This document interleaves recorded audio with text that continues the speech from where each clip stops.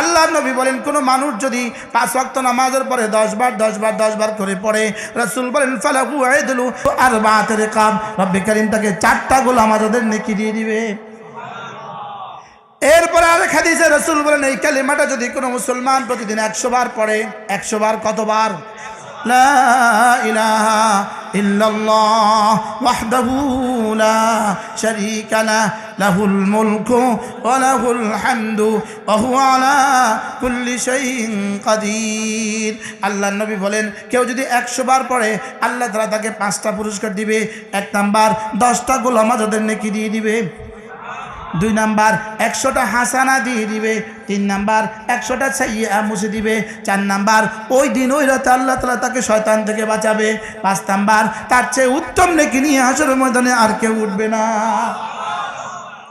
রাওয়াহুল Bukhari.